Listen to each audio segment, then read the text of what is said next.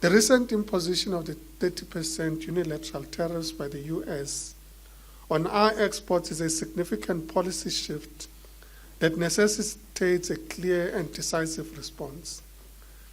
South Africa has accelerated its diversification efforts of export markets and enhanced competitiveness to mitigate the economic impact of losing preferential trade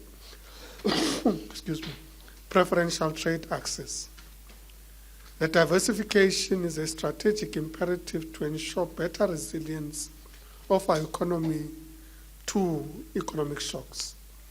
This is not a plan B, it is a plan A for long-term resilience and competitiveness.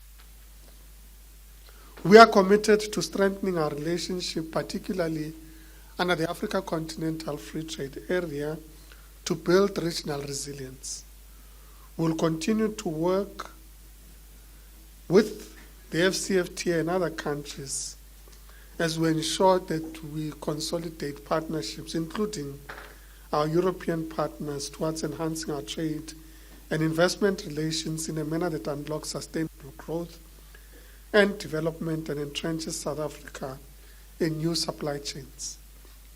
We're looking at Asia, including Japan, Vietnam, and Thailand, the Middle East, and India.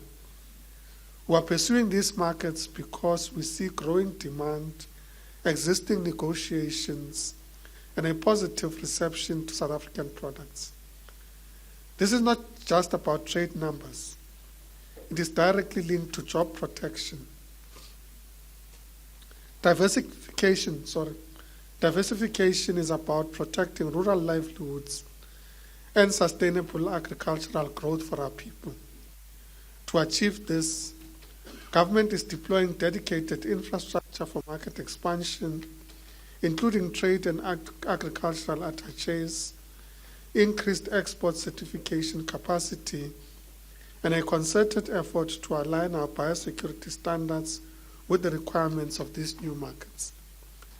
A high-level negotiating team, including both the DTIC and the Department of Agriculture, has been identified and is ready to engage the US towards a mutually beneficial agreement.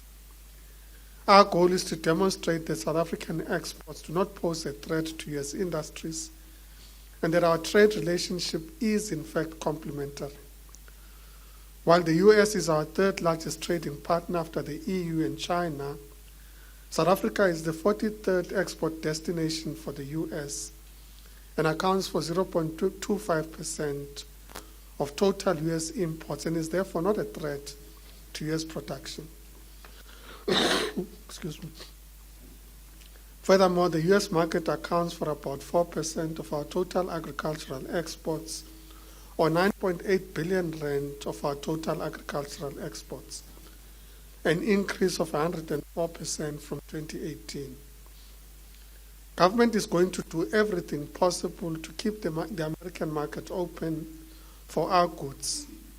We will at the same time accelerate our efforts to diversify markets and build on the efforts we have put in place to ensure predictability in trade and leverage all our existing partnerships to secure markets of our products. It is very clear now that these tariffs are not just around balancing trade. We've seen in a number of the letters that have been sent to various other countries, most notably Brazil and India recently, that these things go beyond just tariffs. And I think we're seeing some form of new era now where trade and tariffs are being used to deal with other issues outside of what would generally be trade concerns. And this is obviously a new normal to which we're going to all have to adapt. And as Minister Tau said, this is not something unique to South Africa. We have over 130 other partners around the world who are facing similar issues. We're also seeing that those countries are starting to come together to replace markets that have been lost. I shared last week with Minister Tau a deal that's been signed, for instance, between Brazil, who've been slapped with a 50% tariff, and Japan for the provision of beef. And I think we're going to see a lot of that diversification taking place. We are committed, as Minister Tau said, to diversification, and we're looking at extensive new markets where we believe that with the diversification, we're never overexposed on any one particular market, which ensure that we're able to sustain ourselves and our trade going forward much better in the future. Thank you.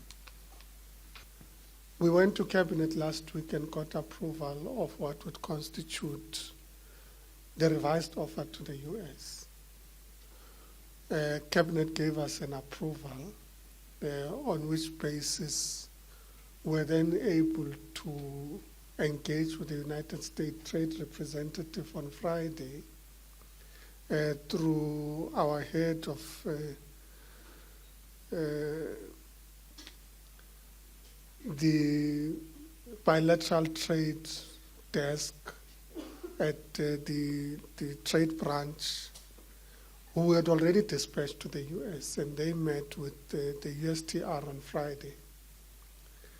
On the basis of that, there was an agreement that we are now ready to submit based on the comments received, and will be submitting today. Now, the trick is not to get the US to read about the offer in the newspaper.